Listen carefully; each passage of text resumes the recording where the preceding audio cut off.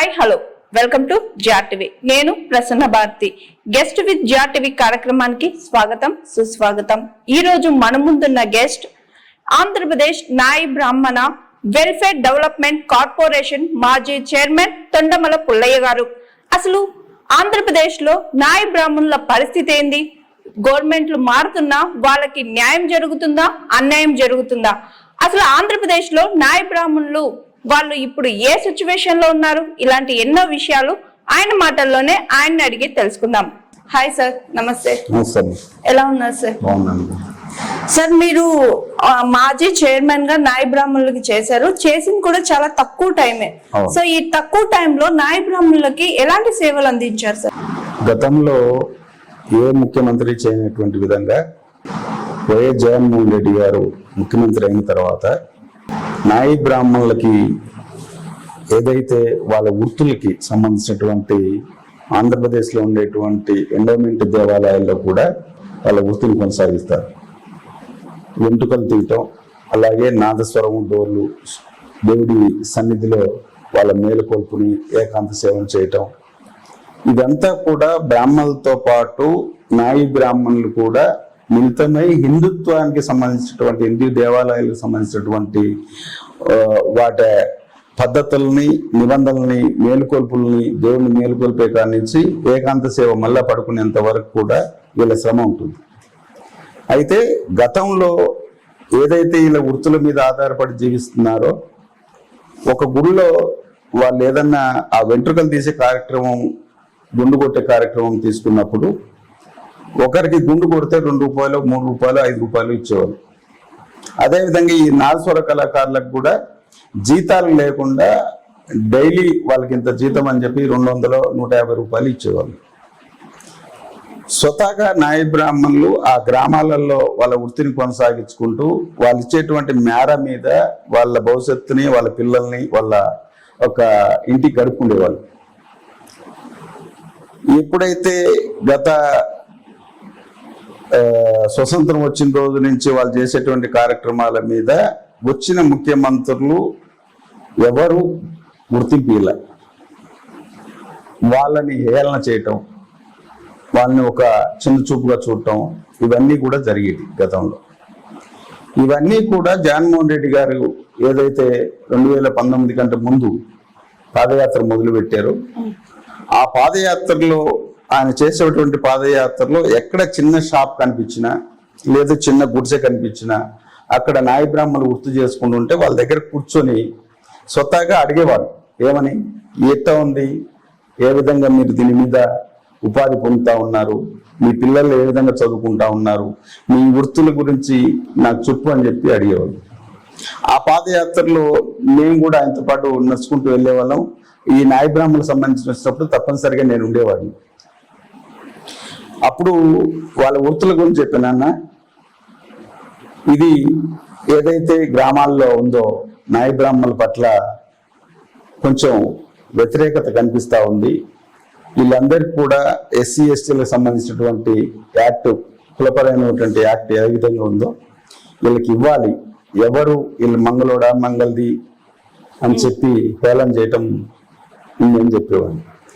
అలాగే ఆ వృత్తి గురించి ఎండోమెంట్ దేవాలయాల్లో తరాల తరబడి, వంశపారంపర్యాల తరబడి వాళ్ళకు భూములు ఉండేవి, ఇనాం భూములు, అంటే జీతాలు లేకుండా అక్కడ వచ్చేటువంటి భూమిలో పంట పండించుకొని వీళ్ళు తింటూ దేవుడికి సేవ చేయాలి.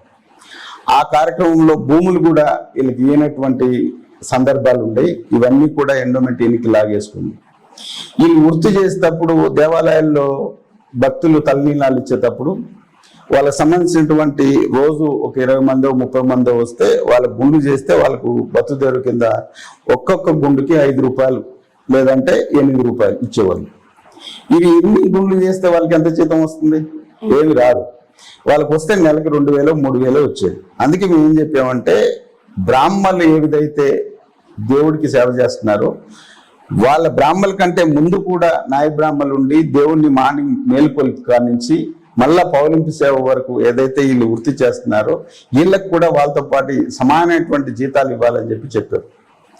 ఇవన్నీ విన్న తర్వాత ఆయన 19లో ముఖ్యమంత్రి అయిన తర్వాత మనకు ఆ కరోనా రావటం, ఆ 2 సంవత్సరాలు ఏది ఫిలప్ చేయలేకపోవటం, ప్రజల ఆరోగ్యం గురించి ఆయన చూసుకోవడంలో కొంచెం లేట్ అయింది. 2 సంవత్సరాలు కరోనా అయిపోయిన తర్వాత ఆయన చెప్పినటువంటి మాటలు, ప్రతి దేవాలయంలో ఉండేటువంటి క్షోరకుడి గుండు కొట్టేటువంటి నాయ బ్రాహ్మడు వృత్తి చేసుకునే వాళ్ళందరికీ కూడా 20,000 రూపాయలు జీతం పెట్టారు. వీళ్ళని మంగళోడాన్ని తిట్టేదానికి తిట్టకుండా గవర్నర్ చేత ఆర్డినెన్స్ జారీ చేసి ఏదైతే యాక్ట్ ఉందో యాక్ట్ తెచ్చారు. వీళ్ళని ఎవరిని అవమానించినా జైలు పాలు కావాల్సిందే. అలాగే ఏదైతే నాదస్వర డోళ్ళు వాయించుకుంటా ఉన్నారో వీళ్ళందరికీ కూడా గతంలో రాజశేఖర రెడ్డి గారు ఆ పోస్టులు భర్తీ చేసి పర్మనెంట్ చేయడం జరిగింది. ఇప్పుడుండే వాళ్ళందరినీ కూడా ఆ ఇనాము భూములు కూడా లేనందువల్ల వీళ్ళకు కూడా జీతాలు ఇవ్వాలని చెప్పేసి పెట్టి జీవనం ఇవ్వడం జరిగింది. దీనికంటే ఇంకా ఎక్కువ గౌరవాన్ని ఇచ్చింది ఎక్కడ అంటే ఆయన మమ్మల్ని రాజకీయంగా ఎక్కడైతే చంద్రబాబు చేత అవమానించబడ్డాము, చంద్రబాబు నాయుడు అయ్యా ఇలా బతుకు తెరువు లేదు, ఆ గుండుకి ఇచ్చేటువంటి 10 రూపాయలు 20 రూపాయలు తీసేసి మాకు ఎండోమెంట్ ఉద్యోగస్తులుగా గుర్తించి జీతాలు ఇవ్వమని అడగటానికి వెళ్తే మిమ్మల్ని ఎవరు రానిచ్చారు? ఈ దేవస్థానం లాంటి సెక్రటరియట్లో మిమ్మల్ని అడుగుపెట్టించింది ఎవరు? మీ అంతు చూస్తా, మీ తోకలు కత్తరిస్తా అని చెప్పేసి ఈనంగా అవమానించినటువంటి చంద్రబాబు నాయుడు అవమానిస్తే, అదే ఈరోజు ముఖ్యమంత్రి జగన్మోహన్ రెడ్డి గారు అయిన తర్వాత మాకు టీటీడీ పాలక మండలిలో సభ్యుడిగా ఇచ్చి మా గౌరవాన్ని కాపాడినటువంటి వ్యక్తి వైఎస్ జగన్మోహన్ రెడ్డి గారు. అదేవిధంగా ఈరోజు ఎండోమెంట్ దాదాపు 1100 దేవాలయాలు ఉన్నాయి. ప్రతి దేవాలయంలో మీ సంబంధించినటువంటి వ్యక్తులు అక్కడ ఉద్యోగులుగా ఉన్నారు కాబట్టి, ఎంప్లాయీస్గా ఉన్నారు కాబట్టి ఆ సమస్యలు, మీ సమస్యలు మీరే పరిష్కరించుకోండి అని చెప్పేసి మాకి గవర్నర్ చేత ఒక ఆర్డినెన్స్ ఇచ్చి తప్పనిసరిగా 1100 దేవాలయాల్లో ఆ పాలక మండలి సభ్యుల్లో నాయ బ్రాహ్మడు ఉండాలని చెప్పేసి జీవోనిచ్చి మమ్మల్ని అక్కడ పోస్టింగ్ ఇచ్చినటువంటి, రాజకీయంగా భవిష్యత్తుని కల్పించి మా గౌరవాన్ని పెంచినటువంటి వ్యక్తి వైఎస్ జగన్మోహన్ రెడ్డి గారు. అంటే దానికి ముందు టర్మ్ లో వైఎస్ రాజశేఖర రెడ్డి గారు ముఖ్యమంత్రిగా ఉన్నప్పుడు, అంటే ఆయన ముఖ్యమంత్రిగా ఉన్నప్పుడు రాజశేఖర రెడ్డి గారు నాయ బ్రాహ్మణులకి అన్యాయం చేశారా సార్? జగన్మోహన్ రెడ్డి గారే మీకు న్యాయం చేశారని చెప్తున్నారు కదా, అంతకు ముందు రాజశేఖర రెడ్డి గారు ఉన్నప్పుడు తిరుమల తిరుపతి దేవస్థానం కానించి ఎండోమెంట్ దేవాలయాలు అన్నింటిలో కూడా ఈ నాగేశ్వరరావు డోల్ పోస్టులో ఆ రోజు మేము అర్జీ ఇచ్చి ముఖ్యమంత్రి రాజశేఖర రెడ్డి గారికి, మేము ఇలా ఉంది సార్, ఇవన్నీ ఖాళీగా ఉన్నాయి, మా బతుకు తెరువు లేదు, పెళ్లిళ్ళు కూడా ఏం జరగట్లేదు, ఆ పోస్టులు భర్తీ చేయమని చెప్తే ఇమీడియట్లీ స్పందించి ఆ రోజు 1000 పోస్టులు ఖాళీలు తేల్చి 460 మంది పోస్టులు ఇచ్చినటువంటి ఘనత అయింది. అదేవిధంగా ఆంధ్రప్రదేశ్, ఉమ్మడి ఆంధ్రప్రదేశ్ లో ఎండోమెంట్ దేవాలయాల అన్నిటిలో కూడా మహిళే గుండు చేయాలి అని ఎందుకు ఆ ప్రపోజల్ పెట్టేశారంటే, ఏదైతే దేవుడి భక్తితో మనం వచ్చి అక్కడ ఉన్నటువంటి దేవస్థానం కోనేరులో మురిగి మనము ఆ నాయ బ్రాహ్మణుడి దగ్గర గుండు చేర్చుకోవడానికి కూర్చుంటాం తడిబట్టలతో. కాబట్టి తడిబట్టలతో ఒక లేడీని ఒక జెంట్స్ దగ్గర కూర్చోబెట్టి గుండు చేయించడం కరెక్ట్ కాదు. మీరు గతంలో నాకు చెప్పారు, మీ ఎవరైతే ఉన్నారో నాయ బ్రాహ్మణుల పిల్లల ఆడపిల్లలు కూడా భవిష్యత్తు కలగాలి, వాళ్ళకి భవిష్యత్తు ఇవ్వాలంటే ఇదొకటి ఆయుధం, దీని మీద మీరు చెప్పినట్టుగా మేము ఇస్తామని చెప్పేసి తిరుమల తిరుపతి దేవస్థానం కానించి ఆంధ్రప్రదేశ్లో, ఉమ్మడి ఆంధ్రప్రదేశ్లో ఉండేటువంటి అన్ని దేవాలయాల్లో మహిళా క్షౌరికులు నిర్మించినటువంటి ఘనత కూడా ఆ రోజు రాజశేఖర రెడ్డి గారికి దక్కింది.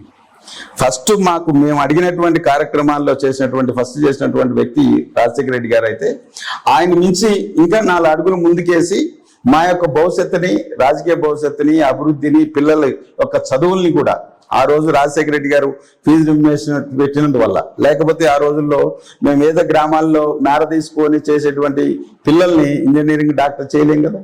కానీ ఆయన పెట్టినటువంటి ఫీజు రిజర్వేషన్ వల్ల ఈ రోజు నా కొడుకు ఒక ఆయన MBA చదివాడు, ఒక ఆయన సివిల్ ఇంజనీర్ చేశాడు, ఒక ఆయన ఇప్పుడు ఈరోజు మచిలీపట్నం పోర్ట్లో సివిల్ ఇంజనీర్ ఉన్నారు. ఇదే హైదరాబాద్ లో ఈరోజు సాఫ్ట్వేర్ దిగిన చిన్న అబ్బాయి ఉన్నాడు. అంటే మాకు వైఎస్ రాజశేఖర రెడ్డి గారు ఆ రోజైతే ఫీజు రిమెంట్మెంట్ వల్ల బీసీలు ఏ విధంగా అయితే వాళ్ళ పిల్లల్ని డాక్టర్లు ఇంజనీర్ చేయడం, ఒక విధంగా ఆ రోజు ఏదైతే అభయం ఇచ్చారో ఆ అభయాన్ని చూసుకొని ఈరోజు మా పిల్లలు ఈరోజు డాక్టర్లుగా, ఇంజనీర్లుగా ఉన్నారు. అదేవిధంగా మహిళా ఉద్యోగులు నిర్మించినటువంటి ఘనత రాజశేఖర రెడ్డి గారిది. ఈరోజు వాటిని మించి మా గౌరవాన్ని పెంపొందించి మేము ఎక్కడే కానీ అవమాన పాలు కాకుండా, ఆఖరికి క్యాస్ట్ సర్టిఫికేట్ లో కూడా మీరు మంగళోడ అని పెట్టకుండా, భజంత్రి అని పెట్టకుండా నాయి బ్రాహ్మడే అని పెట్టాలని చెప్పేసి జీవో ఇచ్చినటువంటి సందర్భం కూడా వైఎస్ జగన్మోహన్ రెడ్డి గారు. కాబట్టి అన్ని విధాలా మమ్మల్ని ఆదుకుంది. 100% ఈ రోజు మా గౌరవం కలిగిందంటే జగన్మోహన్ రెడ్డి గారు. సార్, మీ మాటల్లోనే మహిళలకు క్షవరం చేయాలి ఒక మహిళ అని, ఫస్ట్ ఇది ఈ మహిళలకు మహిళే క్షవరం చెయ్యాలి అని ప్రతిపాదించింది మీ వైఫ్ అని విన్నాను. అది ఎంతవరకు నిజము? మీ వైఫ్ చెప్పడం వల్ల రాజశేఖర్ రెడ్డి గారు దీనికి ఒక కొత్త జీవో తీసుకొచ్చి అది అయ్యేలా చేశారు. మీ వైఫ్ కి ఎందుకు ఈ ఆలోచన వచ్చింది? దీని వెనక మీరుండేమైనా ప్రోత్సహించారా? ఇది నేను మా రాజకీయ గురువు అయినటువంటి గట్టు రామచంద్రరావు గారు సిపిఎం లో వృత్తి సంఘాలు ఉన్నటువంటి ఒక పత్రిక నడిపి దానికి మా గురువుగారు హెడ్గా ఉండేవారు. నేను కూడా సిపిఎం లో పనిచేశాను, పూర్తికాలం కార్యకర్త కూడా చేశాను. ఆ సందర్భంలో తిరుమల తిరుపతి దేవస్థానంలో మనం ఇది పెడితే బాగుంటుందని చెప్పేసి మనందరికీ ఆలోచన రావటం, దాన్ని ఇంప్లిమెంటేషన్ చేసుకోవటానికి తిరుమలకి వెళ్ళి తిరుమల తిరుపతి దేవస్థానం పాలక మండలి ముందు మేము కూర్చొని తప్పనిసరిగా ఈ వృత్తిని లేడీస్ చేసే విధంగా అనుమతించాలని చెప్పేసి ధర్నాలు చేశాం, అరెస్ట్ అయ్యాం. దాన్ని రాజశేఖర రెడ్డి గారు వచ్చిన తర్వాత ఈ సబ్జెక్ట్ అంతా మేము ఆయనకు చెప్పంగానే ఆయన కూడా చెల్లించి ఇది కరెక్టే, వీళ్ళు చెప్పింది, వీళ్ళు చెప్పిన పాయింట్ మనం తప్పనిసరిగా మహిళల్ని గౌరవించి వాళ్ళ భద్రత కల్పించాల్సినటువంటి ఆలోచన ఉంది. దానివల్ల వాళ్ళ పిల్లల భవిష్యత్తు కూడా బాగుంటుందనే ఉద్దేశంతో మహిళల్ని పెట్టమని చెప్పేసి ఆయన అనుమతి ఇవ్వడం జరిగింది. బోర్డులో తీర్మానం చేశారు. తీర్మానం చేసిన మొదటి లోనే మా మిస్సెస్ అయినటువంటి ఆమెకి 60 మందిని ఇంటర్వ్యూ చేస్తే సెలక్షన్ చేస్తే దాంట్లో ఒకదానిగా ఆమె కూడా చేరి ఈరోజు మహిళా వృత్తి చేస్తుంది, పర్మనెంట్ ఉద్యోగం కూడా పనిచేస్తాం.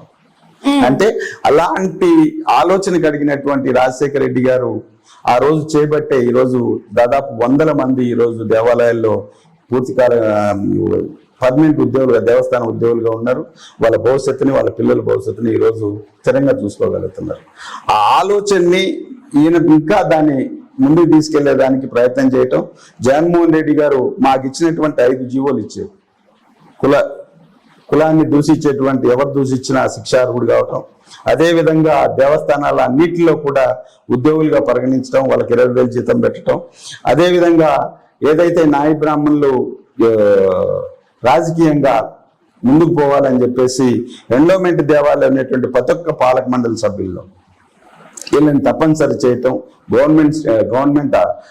గవర్నర్ ద్వారా ఆర్డినెన్స్ జారీ చేసి ఇప్పటికీ ఏ ప్రభుత్వం వచ్చినా కూడా నాయబ్రాహ్మణులు తప్పనిసరిగా బోర్డు మెంబర్ ఉండాలని నిర్ణయించడం మా ఆత్మస్థైర్యాన్ని, మా యొక్క మనోభావాల్ని ముందుకు తీసుకుపోయినటువంటి వ్యక్తి వైఎస్ జగన్మోహన్ రెడ్డి గారు. సార్, ఇప్పుడు రాజకీయంగా నాయ బ్రాహ్మణులకు రిజర్వేషన్ ఏమైనా కల్పించారా సార్? రిజర్వేషన్ అంటూ ఏం లేదు. గతంలో స్వతంత్రం వచ్చిన తర్వాత ఎవరు నాయ బ్రాహ్మణులు గుర్తించారంటే రాజశేఖర రెడ్డి గారు జగ్గైపేట మున్సిపల్ చైర్మన్ గా ఆ రోజు నాయ బ్రాహ్మణులకు అవకాశం ఇవ్వడం జరిగింది. ఇప్పుడు అదే విధంగా ఈ రోజు చూసుకుంటే ఉమ్మడి ఆంధ్రప్రదేశ్ లో చిత్తూరు జిల్లా రెడ్డెమ్మ అని చెప్పేసి డివిసి ప్రెసిడెంట్ చేయడం జరిగింది. తెలుగుదేశం ప్రభుత్వంలో ఏనాడే కానీ నాయ బ్రాహ్మణులు గుర్తించినటువంటి దాఖలాలు లేవు. మాకుండేటువంటి వాళ్ళు ఉన్నప్పుడు ఒక ఫెడరేషన్ ఉండింది. ఆ ఫెడరేషన్కి ఒక డైరెక్టర్ తప్ప, ఒక చైర్మన్ తప్ప పదవి ఇచ్చినటువంటి దాఖలాలు లేదు. ఈ రోజు నాయ బ్రాహ్మణులకి రాజకీయంగా భవిష్యత్తు ఇచ్చినటువంటి వ్యక్తులు ఆ రోజు రాజశేఖర రెడ్డి గారు, ఇప్పుడు మరి ఎందుకని మీరు అప్పుడున్న రాజశేఖర రెడ్డి గారు కానీ లేదంటే తర్వాత వచ్చిన జగన్మోహన్ రెడ్డి గారు కానీ నాయ బ్రాహ్మణులకి రాజకీయంగా రిజర్వేషన్ కల్పించండి, మాకు కూడా ఒక సీట్ ఇవ్వండి అని అడగలేకపోయినారా? లేదా అవసరం లేదనుకున్నారు రాజకీయంగా? లేదు, అవసరం ఉంది కాబట్టి మేము పోరాటం చేస్తా వచ్చాం.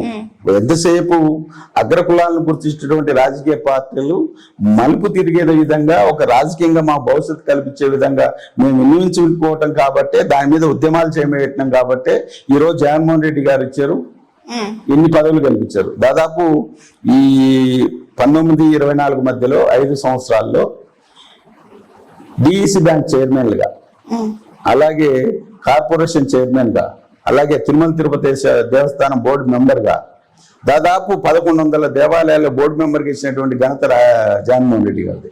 మా పోరాట నిమిత్తమే కదా మమ్మల్ని గుర్తించినటువంటి పార్టీ ఏముందంటే వైఎస్ఆర్ కాంగ్రెస్ పార్టీ.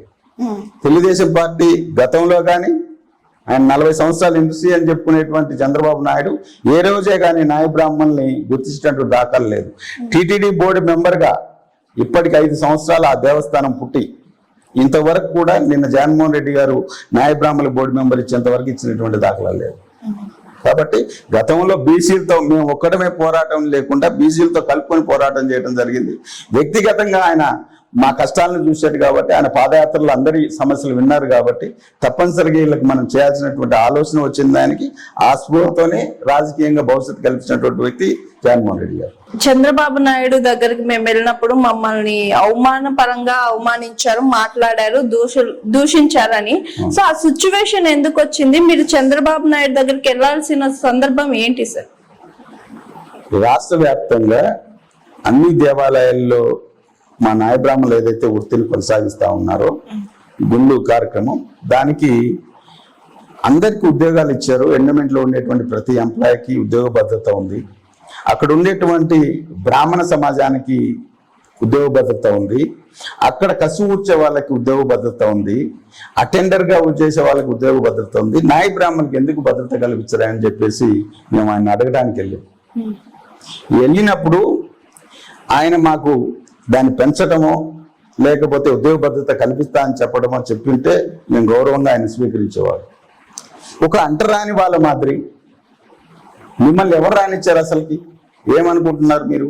మీ తోకలు కత్తరిస్తారు, మీ ఉద్యోగాల్లో ఎలా ఉంటారో చూస్తాను, మీరు ఎలాగా రేపు పొద్దున డ్యూటీ చేస్తారో చూస్తానని చెప్పి అవమానకరంగా ఆయన మాట్లాడినప్పుడు రాష్ట్రంలో ఉండేటువంటి నాయ బ్రాహ్మణులందరూ కూడా కించింత అవమానానికి గురయ్యారు.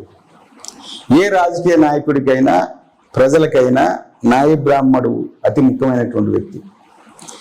నాయ బ్రాహ్మణులు లేని ఈరోజు సమాజంలో విలేజ్లో చావు కానించి పుట్టుక కూడా ప్రతి కార్యక్రమానికి నాయ బ్రాహ్మణుడు కావాలి.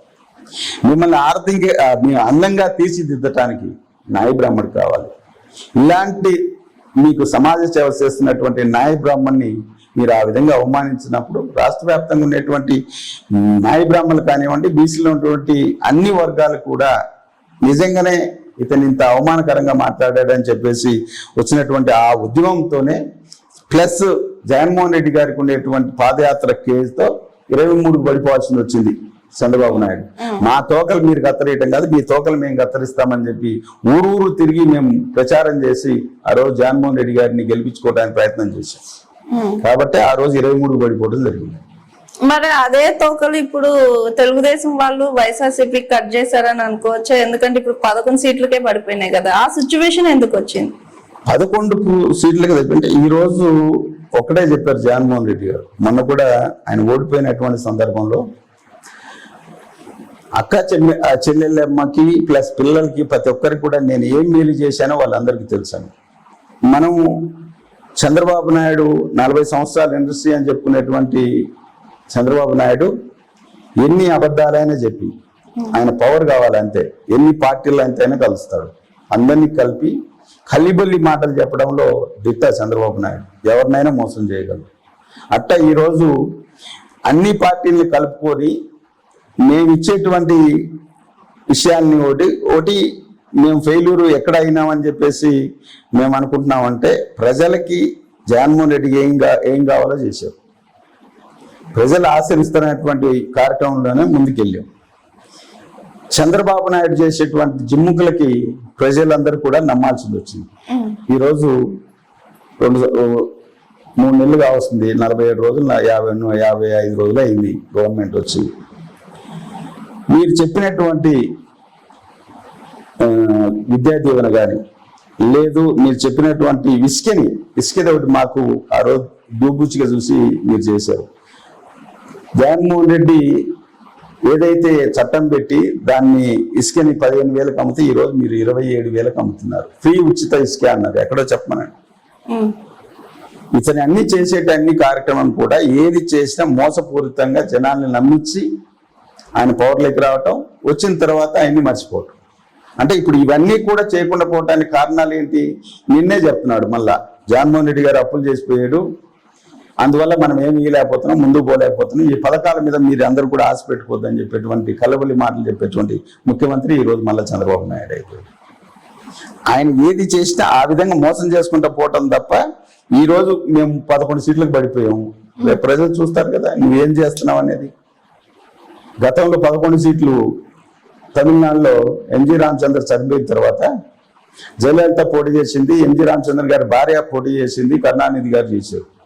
కానీ ఆ ఎన్నికల్లో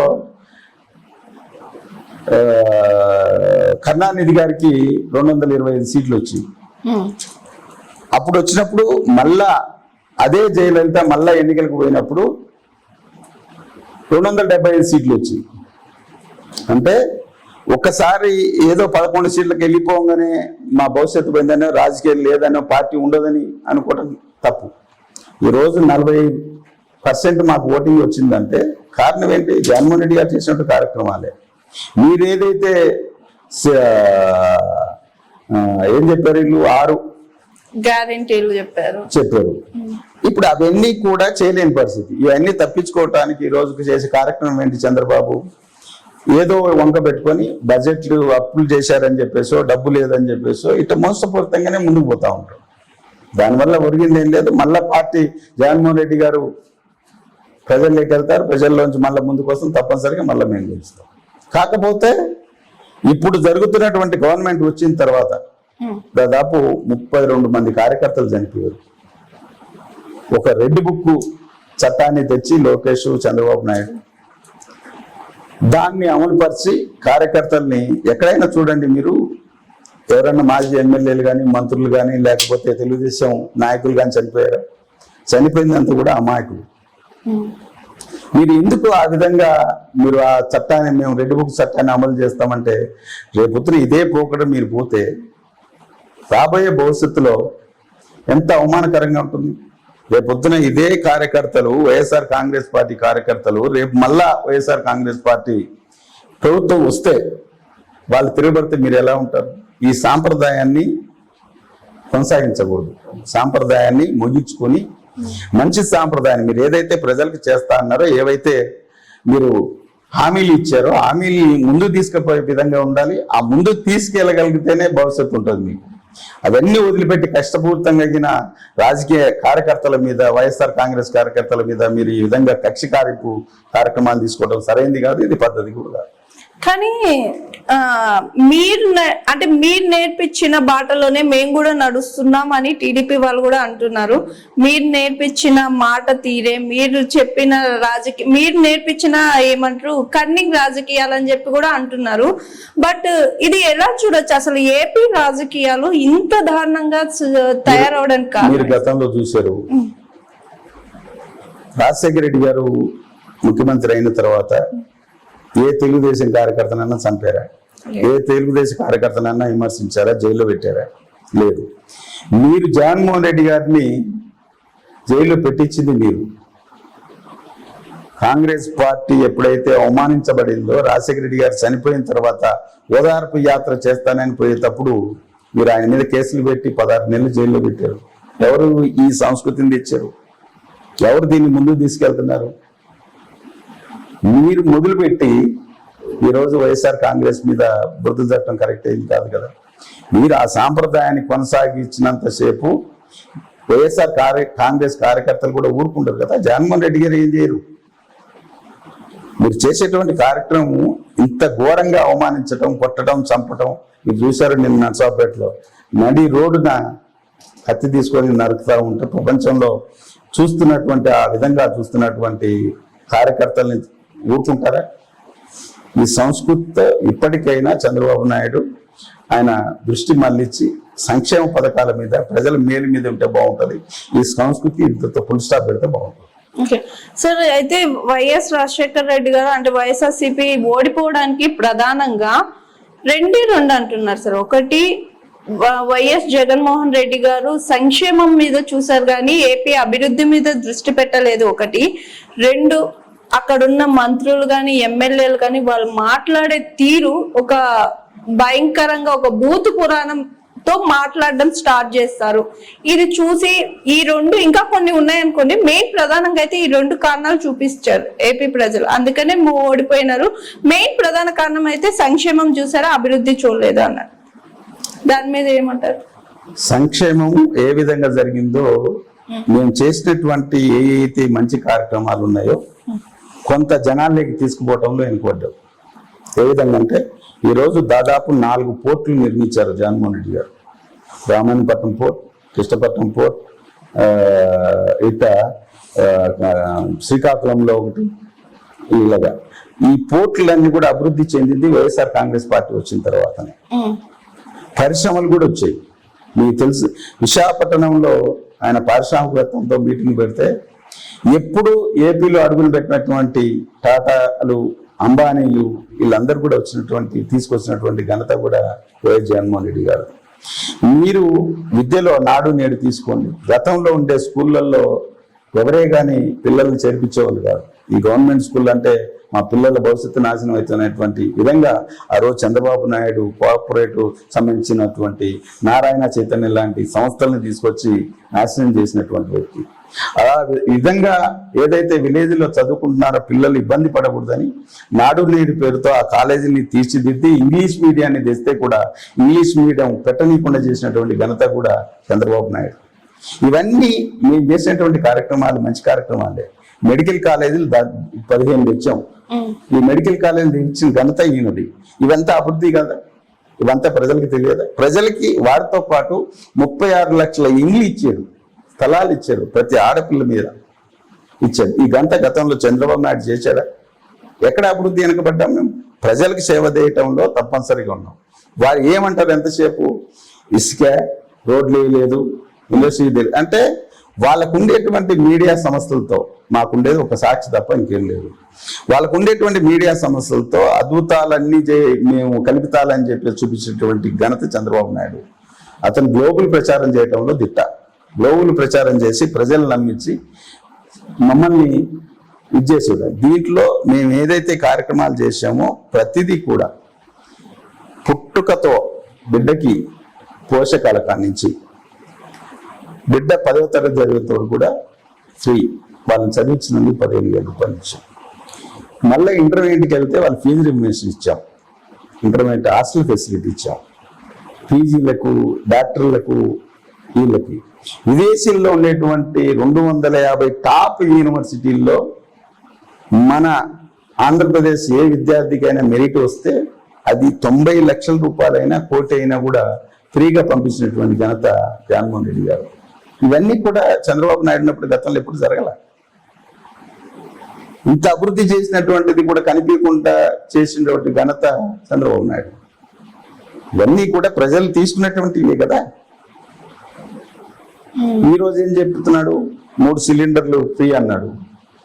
ఇప్పుడు దాన్ని చూపించి నిన్ననే అసెంబ్లీలో ఎవరైతే జనసేన నాయకుడు ఉన్నాడో మినిస్టర్ గారు, ఆయన చేతనే చెప్పించారు, మేము ఇప్పుడు ఫ్రీగా 3 సిలిండర్లు ఇచ్చేటువంటి స్థితిలో లేదు అని చెప్పేసి. వాళ్ళు చెప్పిన కార్యక్రమాలని ఏ విధంగా మోసపూరితంగా దాన్ని అణిచిపెట్టాలనేటువంటి ఆలోచనలో ఉన్నటువంటి వ్యక్తి చంద్రబాబు నాయుడు. చంద్రబాబు నాయుడు ప్రజల పట్ల కానీ లేకపోతే రాష్ట్ర అభివృద్ధి పట్ల కానీ ఎప్పుడు చూసినటువంటి స్వతహాగా అతను సంపాదించుకొని వాళ్ళ మంత్రులు వాళ్ళు తినడానికి తప్ప ప్రధాన అభివృద్ధి చేసినటువంటి కార్యక్రమాలు ఎక్కడ. సార్, ప్రజెంట్ ఏపీలో నాయ బ్రాహ్మణుల పరిస్థితి ఏంటి సార్? ఈరోజు జగన్మోహన్ రెడ్డి గారి వైఎస్ఆర్ కాంగ్రెస్ పార్టీ ఉన్నంత వరకు ఏదైతే మేలు జరిగిందో అదేవిధంగా ఇప్పుడు కూడా అపోజిషన్లో ఉన్న నాయ బ్రాహ్మణులు జరిగేటువంటి అన్యాయాలపైన వాళ్ళకి ఏ విధంగా మేలు జరగాలనే దాని మీద తప్పనిసరిగా రాష్ట్ర వ్యాప్తంగా కార్యక్రమాలు తీసుకుంటాం. వాళ్ళ భవిష్యత్తు కోసం, వాళ్ళ రాజకీయ భవిష్యత్తు కానివ్వండి, పిల్లల భవిష్యత్తు కానివ్వండి, ఏదైతే ఉద్యోగాలు ఉన్నారో వాళ్ళ సమస్యల మీద నిరంతరం పోరాటం ఉంటుంది. ప్రభుత్వం ఇచ్చినటువంటి మాకు గతంలో ఏదైతే జగన్మోహన్ రెడ్డి గారు ఇచ్చారో అన్ని జీవోల్ని కొనసాగించేలాగా రాజకీయ భవిష్యత్తు కూడా తప్పనిసరిగా ఎమ్మెల్సీగా కూడా రావాల్సిన అవసరం ఉంది. దాన్ని కూడా ఏదైతే ఈరోజు తెలుగుదేశం ప్రభుత్వం ఉందో ఇచ్చే విధంగా పోరాటం ఉంటుంది. ఎక్కడ ఆంధ్రప్రదేశ్లో న్యాయ బ్రాహ్మణులకు అన్యాయం జరిగినా దాని మీద మేము ముందుంటాం. వాటి సమస్యల పరిష్కారం తీసుకోవడానికి ముందుకుంటాం. ఈ 5 సంవత్సరాలు నాయ బ్రాహ్మణులకు మేలు జరిగే విధంగా మా నిర్ణయాలు ఉంటాయి, మా సంఘాల యొక్క పోరాటాలు ఉంటాయి. అసలు నాయ బ్రాహ్మణులకు జరుగుతున్న అన్యాయాలు ఏంటి సార్ అసలు ఏపీలో? ఈరోజు గత ప్రభుత్వంలో ఏదైతే ఇచ్చారో ఇప్పుడు 3 నెలలు అయింది, ఇంకా ఈ రాజకీయ భవిష్యత్తుకు సంబంధించి కానీ కార్పొరేషన్లకు సంబంధించి కానీ కార్పొరేషన్ల ద్వారా వృత్తిదారులకు వచ్చేటువంటి లోన్ల విషయంలో కానివ్వండి, అదేవిధంగా దేశీ విద్య మీద మా పిల్లల్ని ఏ విధంగా ముందుకు తీసుకోవాలనే దాని మీద, ప్లస్ దేవస్థానంలో చేసేటువంటి మా అందరు వృత్తి కళాకారులు అందరూ కూడా, అంటే అటు నాదస్వర కళాకారులు, ఇటు ఉత్సవ వృత్తిదారుల కళాకారులు, వృత్తిదారులు ఎవరైతే ఉన్నారో వీళ్ళందరికీ కూడా భవిష్యత్తులో వాళ్ళ కాళ్ళ మీద వాళ్ళు నిలబడేలాగా మేము చేసినటువంటి కార్యక్రమాలతో పాటు ఇప్పుడు ఈ వచ్చిన గవర్నమెంట్ కూడా ఏదైతే ఎండోమెంట్ దేవాలయాలు ఉన్నా కూడా వాళ్ళందరికీ ఉద్యోగ భద్రత కల్పించడం, ఇప్పుడు రాష్ట్ర వ్యాప్తంగా ఉండేటువంటి నాదస్వర డోలు కళాకారుల పోస్టులు భర్తీ చేయించే విషయంలో కానీ భర్తీ చేయాలి. అదేవిధంగా రాజకీయ భవిష్యత్తు కోసం గతంలో డిఈసి అధ్యక్షులుగా, బ్యాంక్ కార్పొరేషన్ చైర్మన్లుగా, డైరెక్టర్లుగా, బోర్డు మెంబర్లుగా ఎవరైతే ఉన్నారో ఇవన్నీ కూడా గతం కంటే మిన్నగా ఇచ్చే విధంగా ముందుకు తీసుకెళ్ళినటువంటి ఆలోచన ఉంది. వచ్చిన ప్రభుత్వం కూడా ఇప్పుడు 3 నెలలు అయింది కాబట్టి చూస్తాం, ఇంకా ఒక 6 నెలలు వీళ్ళు ఏ విధంగా ఇచ్చినటువంటి జీవోల్ని అమలు చేస్తారా, లేకపోతే వాళ్ళని పక్కన పెడతారా, వాళ్ళ మా భవిష్యత్తు మీద వీళ్ళు ఏ విధంగా నిర్ణయాలు తీసుకోబోతున్నారో చూసి దాని మీద పోరాటాలు కొనసాగుతాయి. సార్, ఈ నాయ బ్రాహ్మణులు మంత్రులు అంటారు. ఎందుకంటున్నానంటే ఆ మాట మొదటి మంత్రి అంటారు. ఎందుకంటే ఒక రాజు దగ్గరికి పోయినప్పుడు ఆయనకు శవరం చేసేటప్పుడు ఊళ్ళో జరిగిన సమాచారం మొత్తం ఆ రాజుకి అందించేది ఒక మంత్రి, అదే నాయ బ్రాహ్మణులు అంటే శవరం చేసే వ్యక్తి. ఇంత మంచి నేమ్ ఉండి మీకు ఇంత అన్యాయం జరుగుతూ ఉంటే మీరు ఎందుకని కామ్గా ఉన్నారు? మీరు చెప్పిన మాట అయితే వాస్తవం. గతంలో కూడా మేము మా వృత్తిని కొనసాగించేటప్పుడు ఒక విలేజ్ లో ఉన్న ఆ విలేజ్ లో ఉండేటువంటి ప్రజలందరూ కూడా మేము అనుసంధానమై ఉంటాం. మా దగ్గర కూర్చున్న 10-15 నిమిషాల సేపు ఆ ఊర్లో ఉండేటువంటి సమాచారం కానివ్వండి, అక్కడ ఉండేటువంటి రాజకీయ నాయకుల సమాచారం కానివ్వండి, అక్కడ ఉండేటువంటి ఏ కార్యక్రమం జరిగినా, ఎవరి నుంచి ఏ సేకరించినా అంతా మా దగ్గర ఉంటది. కాబట్టి అక్కడ ఉండేటువంటి ఒక సర్పంచ్ అయినా, ఎంపీటీసీ అయినా, జెడ్పీటీసీ అయినా, వార్డు మెంబర్ అయినా అనా రాజకీయాలు ఈ విధంగా నడుస్తా ఉన్నాయి, ఎట్టుంది ఏంది అంటే అంతా వాడి వేడిగా కూడా మా వృత్తి దగ్గర ఏదైతే చేస్తా ఉంటారో అక్కడ జరిగేటువంటి చర్చ ఇది. సలహాలు కూడా మేమే ఇచ్చేది. మళ్ళీ ఎవరేం చెప్పింది చెప్తాం, ఎవరికి ఏ విధంగా చేయాలో చెప్తాం. ఇది పురాతన కాలం నుంచి కూడా వచ్చేటువంటి కొనసాగించేటువంటి. అయితే అందరికీ సలహాలు ఇస్తాం, అందరినీ బాగుపరచుకుంటే మేము మటుకు అక్కడే ఉంటాం. అంటే అందరి గురించి చెప్పి తన గురించి మటుకు తాను చెప్పుకోవడంలో విఫలమయ్యావు. కాబట్టి ఆలోచనలు బాగుంటాయి, వాళ్ళు ఇచ్చే సూచనలు బాగుంటాయి, వాళ్ళందరినీ మెట్టెక్కించడంలో దిట్టగా వీళ్ళే ఉంటారు. ఇది పూర్వం నుంచి జరిగేది. కానీ వీళ్ళు మనం ఈ పద్ధతిని దాటి ముందుకెళ్ళాలనేటువంటి ఆలోచన తక్కువగా ఉంది. అది ఇప్పుడు చాలా మంది తెలుసుకున్నారు. దాన్ని ఏ విధంగా ముందుకు తీసుకెళ్ళాలి, పిల్లల్ని మనం ఏ విధంగా మలుచుకోవాలి, ఇప్పుడు జరిగేటువంటి సమాజంలో ఏముంది అనేది కూడా ఆలోచన చేసి ముందుకెళ్తున్నాం. ఆ విధంగానే ఈరోజు దాదాపు నిన్న వైఎస్ఆర్ కాంగ్రెస్ పార్టీ ప్రభుత్వంలో 3,000 మందికి వార్డు మెంబర్లు కానీ, సర్పంచ్లు కానీ, ఎంపీటీసీలు కానీ, జెడ్పీటీసీలు కానీ, జిల్లా పరిషత్ చైర్మన్ కానీ, కార్పొరేషన్ల చైర్మన్ కానీ ఇవ్వడం జరిగింది, మా గౌరవాన్ని పెంచడం జరిగింది. కాబట్టి అందరికంటే కూడా భిన్నంగా నాయ బ్రాహ్మణులు ఉంటారనేది వాస్తవం. దాంట్లో వాళ్ళ సొత్తాగా చేసుకోవడంలో కొంచెం విఫలమైన వాస్తవం. ఈసారి దాన్ని అందరూ ఈ రోజు 1000 మంది రాజకీయ నాయకులుగా ఎదిగారు కాబట్టి భవిష్యత్తులో ఇంకా బాగుంది. సార్, ఇప్పుడు తలనీలాలు అంటే శవరం చేసే ప్రధానంగా అయితే మన 2 తెలుగు రాష్ట్రాలు కదా, ప్రపంచంలో మనకు తలనీలాలు సమర్పించేది ఎక్కువగా అంటే తిరుమల తిరుపతి దేవస్థానం. సో ఇప్పుడు ఆ తిరుమల తిరుపతి దేవస్థానంలో శవరం చేసే వృత్తిలో మొత్తం నాయ బ్రాహ్మణ్సే ఉన్నారా, అదర్ క్యాస్ట్ వాళ్ళు కూడా ఉన్నారా సార్? గతంలో ఉండేవారమ్మా. మేము ఈ వృత్తుల మీద పోరాటం చేసే క్రమంలో కొన్ని కింది వర్గాలు దాంట్లో జొరబడినట్టు వాస్తవం ఆ వృత్తుల్లో. దాన్ని మేము ఎండోమెంట్ ఆ రోజు రాజశేఖర రెడ్డి గారి ప్రభుత్వం ఉన్నప్పుడే, కలిసి ఏపీ ఉన్నప్పుడే వీటి మీద పోరాటం చేయడం జరిగింది. ఏదైతే మా వృత్తిని వేరే వాళ్ళు చేయనీయకుండా నాయ బ్రాహ్మణులే చేయాలని చెప్పేసి అప్పుడు ఎండోమెంట్ కమిషనర్గా ఐ వెంకటేశ్వర్లు అని ఉండేవారు. వారి ద్వారా జీవో రావడం జరిగింది. తెచ్చిన తర్వాత తిరుమలతో సహా ఆంధ్రప్రదేశ్ అన్ని దేవాలయాల్లో ఇటు యాదగిరిగుట్ట కానివ్వండి, భద్రాచలం కానివ్వండి, శ్రీశైలం కానివ్వండి, మహానంది కానివ్వండి, ఇక్కడ అంటే తక్కువ పర్సంటేజ్ ఉండేవాళ్ళు, అక్కడ ఉండే 10 మందిలో 2 3 ఉండేవాళ్ళు. ఆ విధంగా ఉన్న వాళ్ళందరినీ కూడా తొలగించడం జరిగింది. ప్రత్యేకంగా ఈరోజు తిరుమల తిరుపతి దేవస్థానంలో రాజశేఖర రెడ్డి గారు ఉన్నప్పుడే కంపల్సరిగా వాళ్ళ వృత్తిపరమైనటువంటి నాదస్వర డోల్ విషయంలో కానివ్వండి, క్షౌరవృత్తి గుండు చేసే వృత్తుల్లో వాళ్ళు కానివ్వండి, అందరినీ కూడా నాయ బ్రాహ్మణులు పెట్టాలని చెప్పేసి అది రాష్ట్ర వ్యాప్తంగా జీవో ఇవ్వడం జరిగింది. ఆ జీవో ఈరోజు అమలు జరుగుతాయి.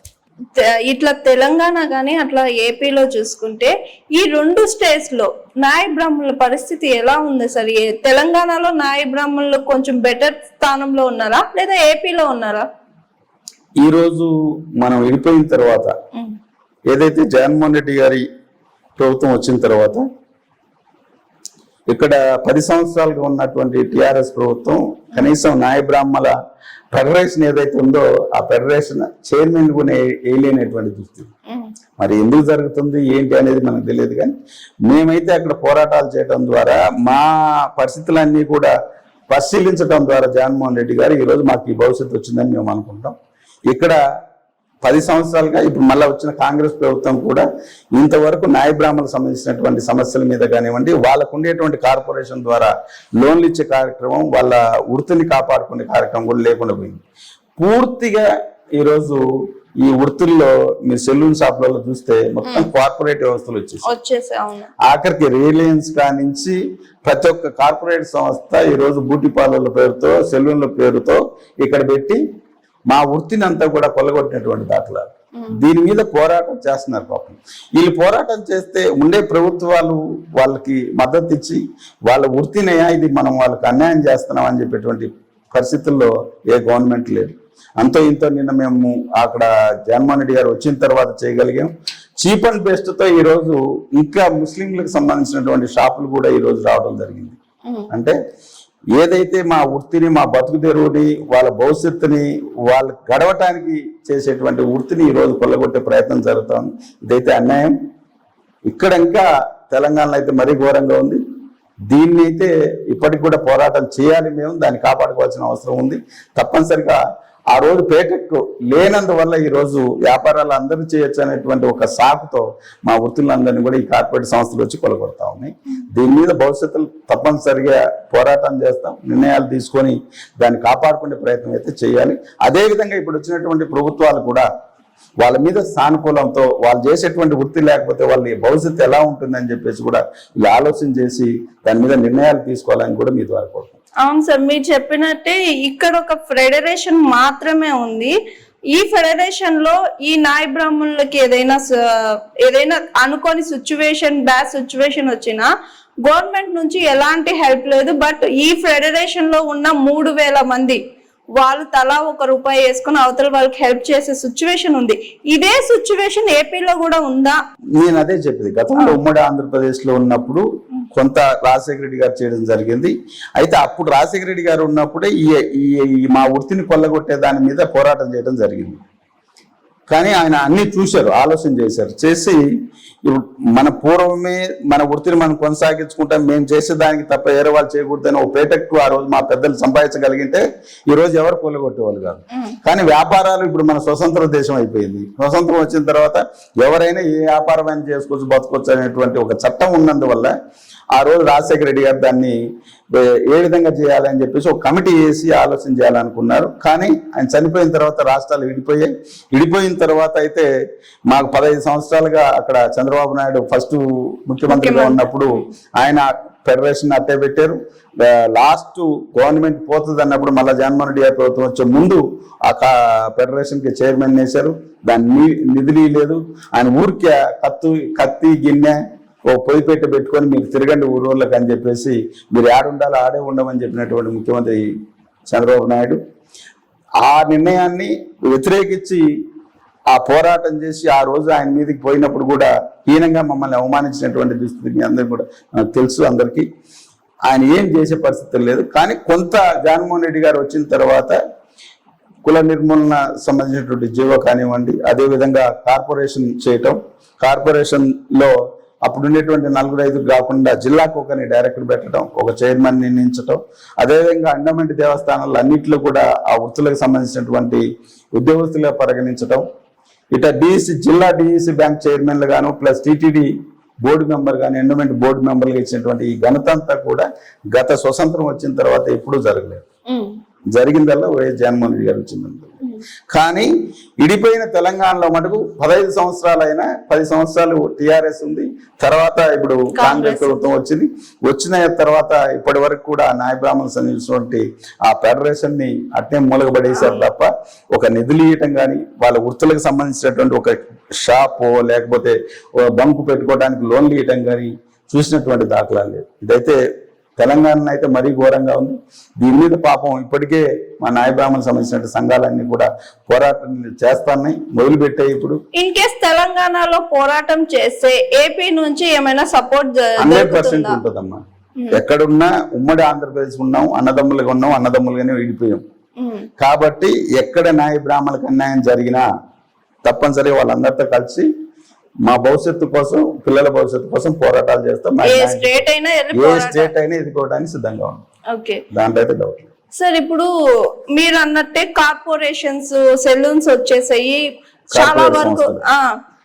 చాలా వరకు ఈ మంగళ షాప్స్ ఇవన్నీ లేకుండానే కనుమరుగైపోయినాయి అని చెప్పుకోవచ్చు. అంటే ఇప్పుడు మనం గమనించాలి. ఇప్పుడు మాకు నాయ బ్రాహ్మణుడు చేసేటువంటి వృత్తి ఒక చిన్న బంకు పెట్టుకుంటాడు. అతను ఏదో 10,000 15,000 ఇచ్చి ఓ షాప్ పెట్టుకుంటాడు.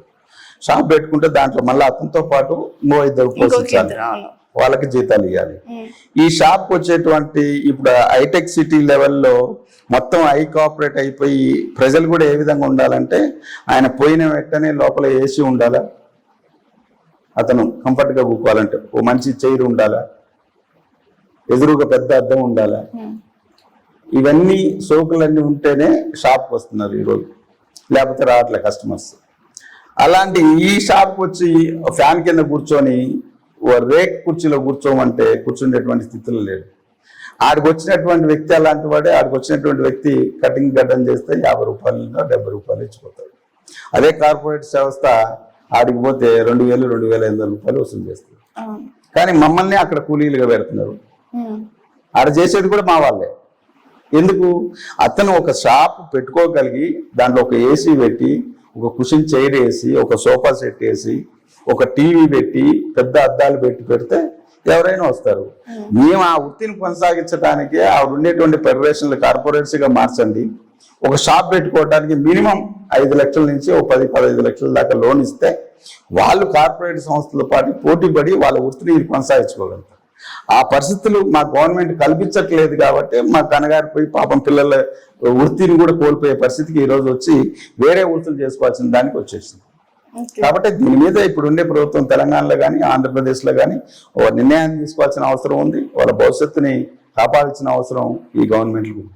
సార్, ఇప్పుడు ఇట్లా శవరం పక్కన పెట్టేస్తే నాగస్వరము ఇలాంటి సంగీత వాయిద్యాలు వాళ్ళు కూడా నాయ బ్రాహ్మణ్స్, వాళ్ళ సిచ్యువేషన్ ఏంటి సార్? మీరు అది కూడా చెప్తాను నేను. ఇప్పుడు తిరుమల తిరుపతి దేవస్థానం తరఫున ఆంధ్రప్రదేశ్లో తిరుపతిలో ఒక మ్యూజిక్ కాలేజ్ ఉంది, అలాగే విజయనగరంలో ఒక మ్యూజిక్ కాలేజ్ ఉంది, విజయవాడలో ఒక మ్యూజిక్ కాలేజ్ ఉంది. అక్కడ నాసుర డోళ్ళు వాళ్ళని లెక్చరర్లుగా పెట్టి పిల్లల్ని 5వ తరగతి అయిపోయిన రోజు నుంచి మామూలుగా శిక్షణ సర్టిఫికేట్ కోర్స్ అని, డిప్లొమా కోర్స్ అని, ఇట్లా MA ఇవన్నీ కూడా ఈ యూనివర్సిటీలలో పెట్టడం జరిగింది. ఇప్పుడు ఎగ్జాంపుల్ తిరుపతి అనుకోండి. తిరుపతి మనం బాలాజీ కాలనీలో ఉండేటువంటి వెంకటేశ్వర సంగీత కళాశాలలో అన్ని సంగీతాలకు సంబంధించినవి ఉన్నాయి. దాంతోపాటు నాయ బ్రాహ్మణ్ సంబంధించినటువంటి వృత్తులకు సంబంధించినవి కూడా ఉంటాయి. దీన్ని నిన్న మేము చైర్మన్ అయినాక, అంతకుముందు గతంలో డైరెక్టర్గా ఉన్న 5 సంవత్సరాలు 3 సంవత్సరాలు ఇప్పుడు చైర్మన్ ఉన్న టైంలో 3 ఇంపార్టెంట్ కాలేజీలను పెట్టాలి. అక్కడే సంగీత కళాశాల plus modern hair cutting salon training centre పెట్టి అవి గవర్నమెంట్ ద్వారా 3 ఏరియాల్లో పెట్టి పిల్లలకి ట్రైనింగ్ ఇచ్చి వాళ్ళ వృత్తులకి సర్టిఫికేట్లు ఇచ్చి ఒక ఉద్యోగ కల్పన చేయాలనేటువంటి ఆలోచన చేశాం. బోర్డులో కూడా తీర్మానం చేశాం. తీర్మానం చేసి దాన్ని బడ్జెట్కి పంపించారు. ఆ క్రమంలో ఈరోజు మళ్ళీ మేము గవర్నమెంట్ లేదు కాబట్టి ఇప్పుడు వచ్చిన తెలుగుదేశం ప్రభుత్వం అవన్నీ కూడా కొనసాగించాల్సిన అవసరం ఉంది. అవి కొనసాగించకపోతే పోరాటాలు అయితే తప్పనిసరిగా న్యాయం జరగాలంటే అవన్నీ కావాలి. కానీ అదే పరిస్థితి తెలంగాణలో లేదు. తెలంగాణలో పూర్తిగా 15 సంవత్సరాలుగా నిర్వారం అయిపోయింది. వాళ్ళ గురించి పట్టించుకునేటువంటి దాఖలాలు లేవు. వాటి మీద కూడా ఇప్పుడిప్పుడే ఈ సంఘాలన్నీ కూడా కూర్చొని మొన్న కూడా మీటింగ్ జరిగింది. దాని మీద పోరాటం చేయాలంటే ఆలోచనకు వచ్చారు. ఇప్పుడు ఉండేటువంటి ముఖ్యమంత్రికి కూడా రిక్వెజిషన్ లెటర్ ఇచ్చారు. మాకు సంబంధించినటువంటి ఏవైతే ఉన్నాయో మ్యూజిక్ కాలేజీలు కానీ, modern hair cutting salons training సెంటర్లు కానీ, అలాగే ఎండోమెంట్లో ఉండేటువంటి పోస్టులు భర్తీ చేయాలని, కార్పొరేషన్ చేసి దాని చైర్మన్ నియమించాలని, అలాగే మా యొక్క ఉనికిని మేము శాసనసభలో వినిపించడానికి, మా యొక్క సమస్యల్ని వినిపించి తీర్చుకోవటానికి ఏదైతే ఎమ్మెల్సీగా ఇవ్వాలని చెప్పేసి శాసనమండలి సభ్యులుగా, ఎందుకంటే రాజకీయం అనేది ఈరోజు వేల కోట్లతో కూడుకున్నటువంటిది.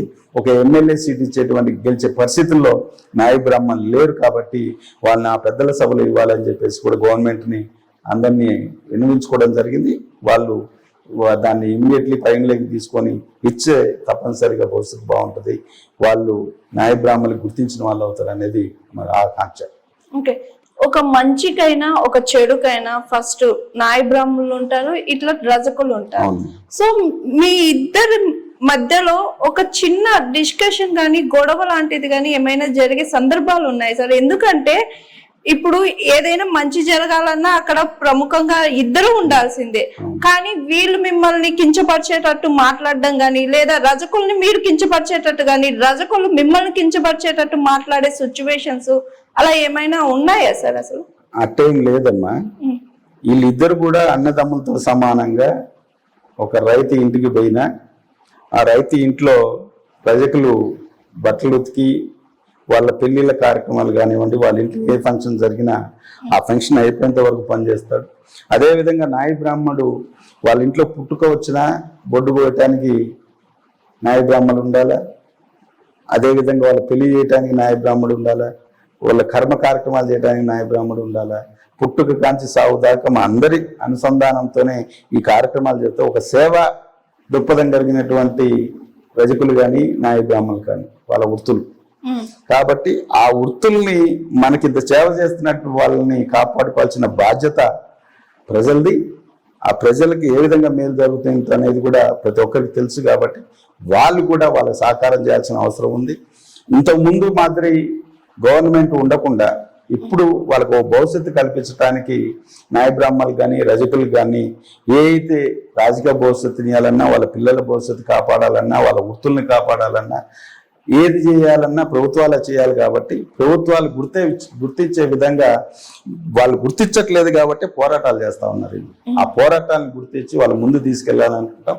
ఇప్పుడు ఇక్కడ కానీ అక్కడ కానీ వాళ్ళ భవిష్యత్తుని నిర్ణయాలని ముందుకు తీసుకోవాలంటే ఆలోచన ఈ గవర్నమెంట్ కల్పించే విధంగా పోరాటాలు ఉంటాయి, తీసుకుంటాం. మంచి జరిగింది కొంత, ఇంకా మేలు జరగాల్సిన ఆలోచన కూడా ముందుకుంది. ఆ మేలు జరిగేంత వరకు కూడా పోరాటం. న్యాయ బ్రాహ్మణులకు న్యాయం చేసింది రాజశేఖర్ రెడ్డి గారా, జగన్మోహన్ రెడ్డి గారా?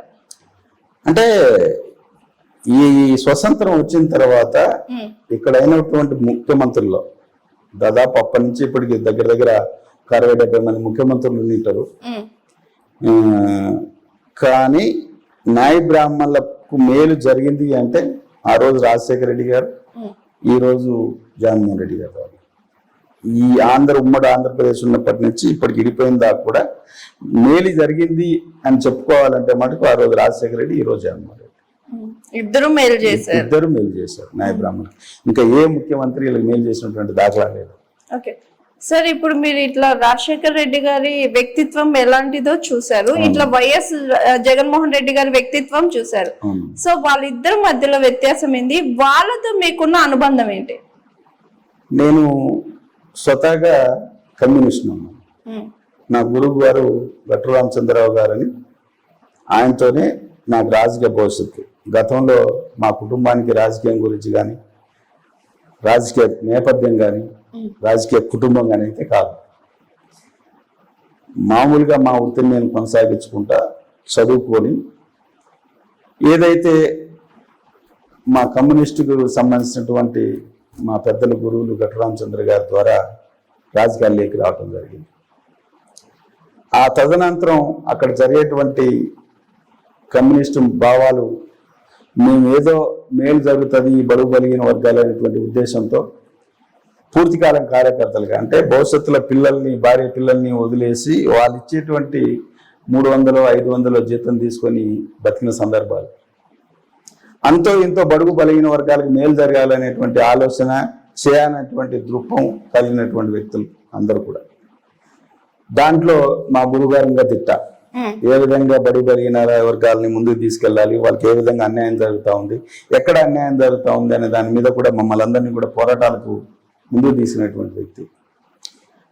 కమ్యూనిస్టుల ద్వారా మనం బాగుపడతాం, బడుగు బలిగిన వర్గాలకు మేలు జరుగుతున్నటువంటి ఆశించినటువంటి వ్యక్తుల్లో మేము. కానీ అక్కడ కూడా అన్యాయం జరిగింది.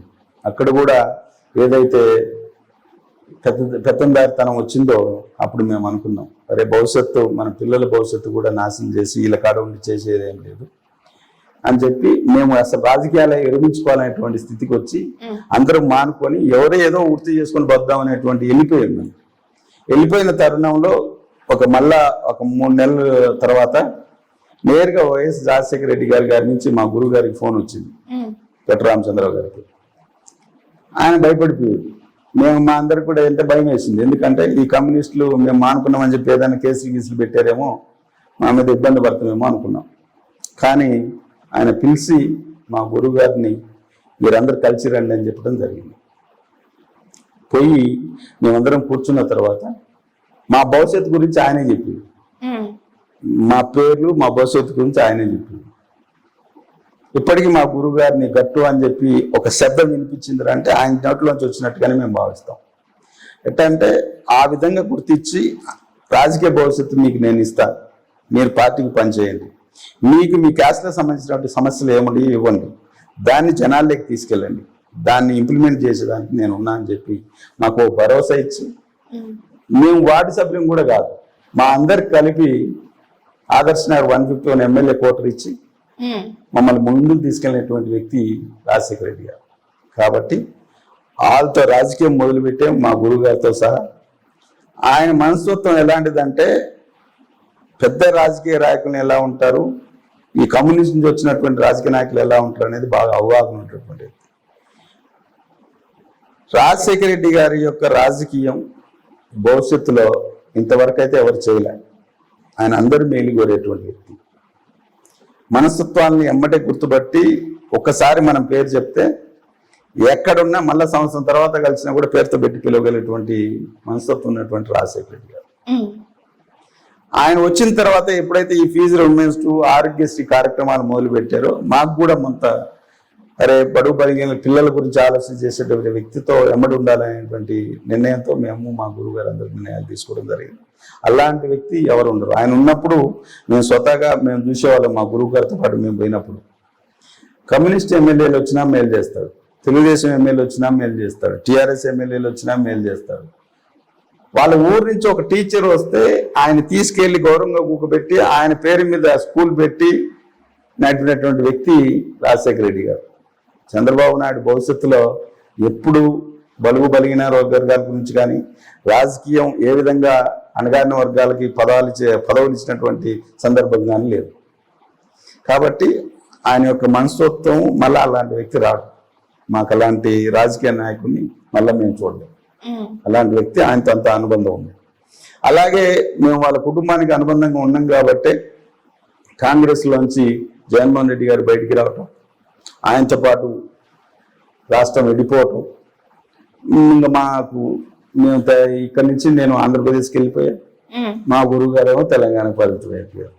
అట్లా అక్కడికి వెళ్ళిన తర్వాత మేము ఇంకా నేను తెలుగుదేశానికి అనేది పోలేం కాబట్టి భవిష్యత్ అంతా కూడా జగన్మోహన్ రెడ్డి గారితో ఉండాలని చెప్పేసి ఆ 11 సంవత్సరాలు పనిచేయడం జరిగింది. YSR Congress party state joint సెక్రటరీగా పనిచేశాను. బీసీ విభాగం 6 జిల్లాల కోఆర్డినేటర్గా చేశాను. ఇప్పుడు ఏదైతే 3 జిల్లాల కోఆర్డినేటర్గా ఇప్పటికీ బీసీ విభాగంలో పనిచేస్తున్నా, జోనల్ ఇన్ఛార్జిగా. రాజకీయాల్లో పదవులు కావాల్సినటువంటి పదవులు ఇచ్చినటువంటి ముఖ్యమంత్రి గారు జగన్మోహన్ రెడ్డి గారు. అదేవిధంగా నాకు నేను తిరుపతిలో ఉండటం, తిరుపతిలో ఉద్యోగం రావడానికి కారణం ఆ రోజు రాజశేఖర రెడ్డి గారు మా మిస్సెస్కి.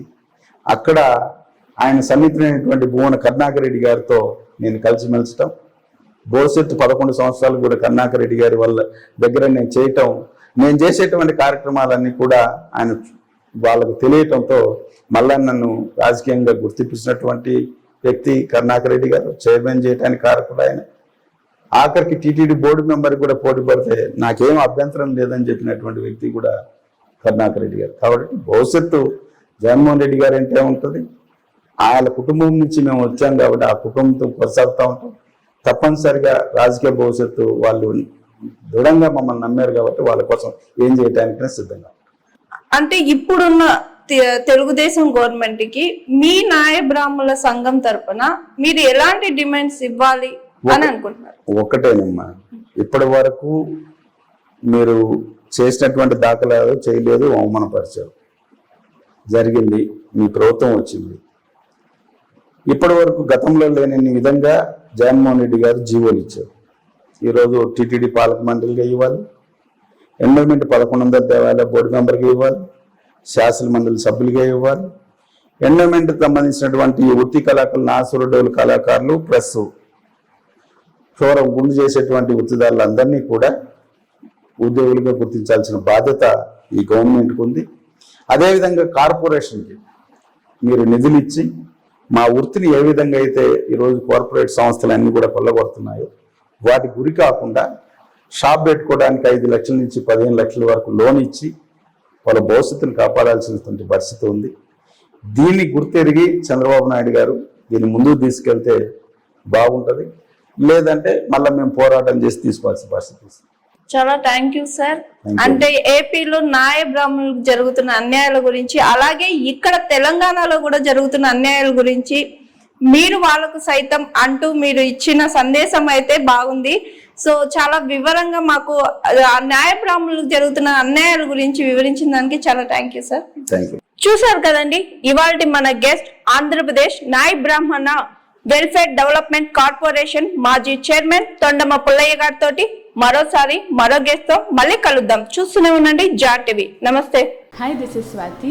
లైక్ చేయండి, షేర్ చేయండి, కమెంట్ చేయండి అండ్ సబ్స్క్రైబ్ చేయండి GR TV. Hi, this is Monica. Please like, share and subscribe GR TV.